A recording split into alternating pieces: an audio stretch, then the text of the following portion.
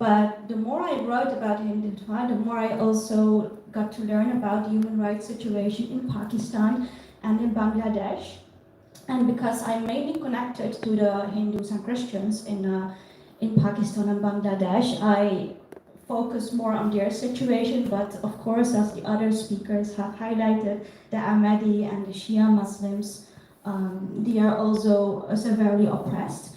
So, but what I spoke with several Hindu activists from Pakistan who are also working with Al Jazeera, with The Guardian, who are representative of the minority communities in Pakistan. And I also spoke with the Center for Social Justice, who is monitoring the kidnapping, the rapes, and the forced conversions of the Christian and Hindu girls and women in Pakistan, as the previous speaker has explained. And what I learned as a journalist, it is really hard to actually write about their stories, because as I told, I wrote a lot about Hindutva, also about Rohingya Muslims, about Islamophobia in Europe, about Palestine, which is of course very important to write.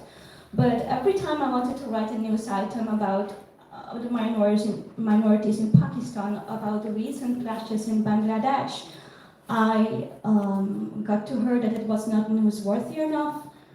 They were telling me that there were not enough reliable sources. And many times, because I am a Hindu, I got to hear like, why don't you write about attacks on mosques in India, or why don't you write about the Hindutva situation in India, which is kind of funny because I already write for like 5 years about the situation in India. I've been protesting against the Indian government.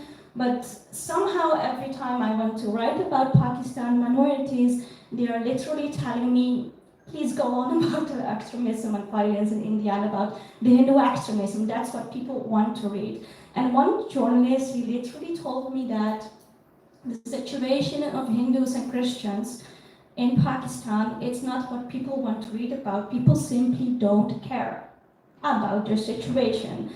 And I think that because of this, the international media, but also a lot of human rights organizations, they are part of the problem. They are complicit in the oppression and the persecution of minorities in Pakistan, because if there are barely any journalists who are covering the oppression of violence against these minorities, then also a lot of human rights organizations, people simply won't know. And it's not only the journalists, also a lot of human rights organizations who are focusing on South Asia, they are also part of the problem. For example, I don't know if you have heard about South Asia Solidarity Group. It's, I think, a UK-based group. I have had many meetings with them. I literally begged them, okay, you're writing about Hindutva, that's good. Why don't you write about the Ahmadi, the Shia Muslims, the Hindu and Christians in Pakistan and Bangladesh? Because South Asia is not only India. South Asia is also Pakistan, Bangladesh, and Sri Lanka.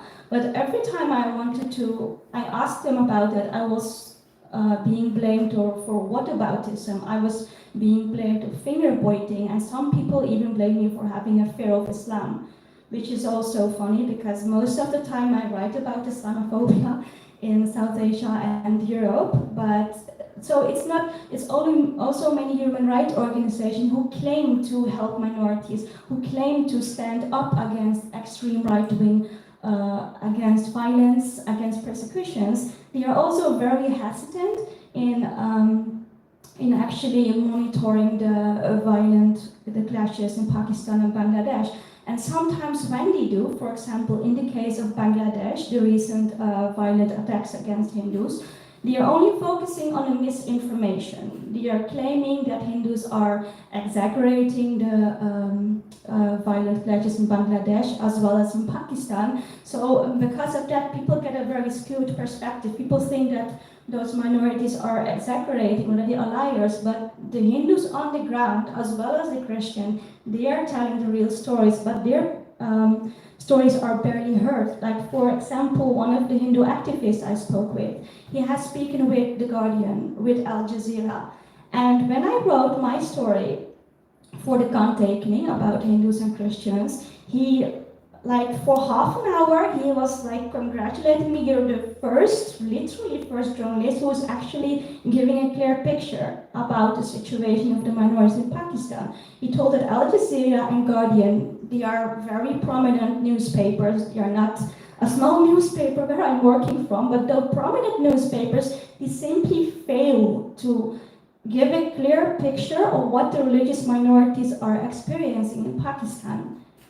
And when they do, for example, Amnesty International or I think BBC had once written an article about the forced conversions. They are focusing on the forced conversions, but I can tell you the forced conversions, all of the other violent attacks on the minorities, they are the symptom, but they're not the disease. They're not the cause of the actual oppression. The actual cause is the right-wing Islamism. It's the same as right-wing Hindutva in India or the right-wing extremism over here in Europe.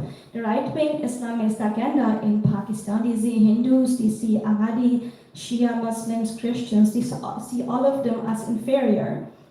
And because of that, they won't be helped, they won't get any justice in Pakistan.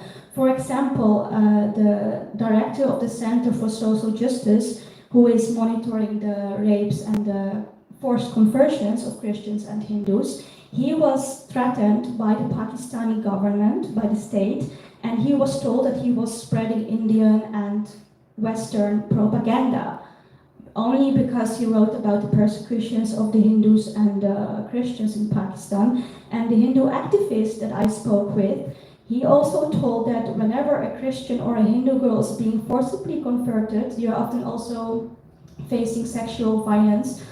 When that happened, the state, the authorities, the lawyers, judges, they won't see it as an offense. Instead, they will see it as a victory for the Muslim majority.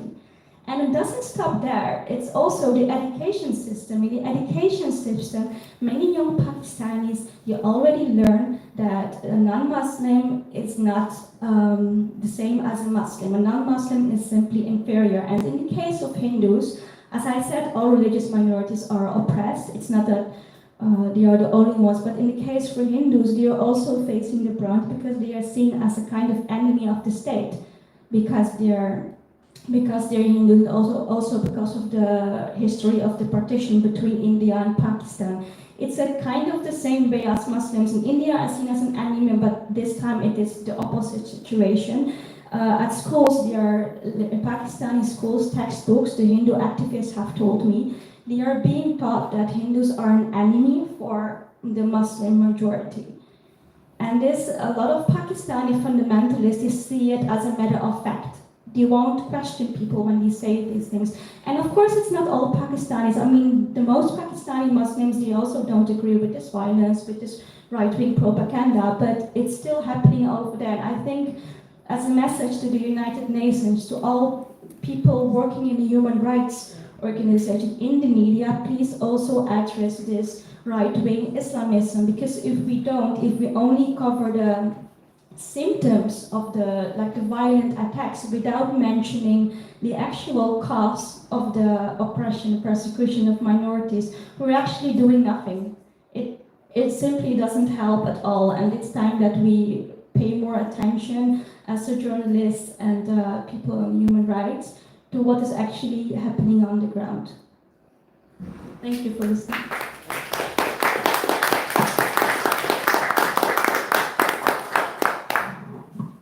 Thank you very much, and thank you for all of you. Now we are gonna start the questions and answers.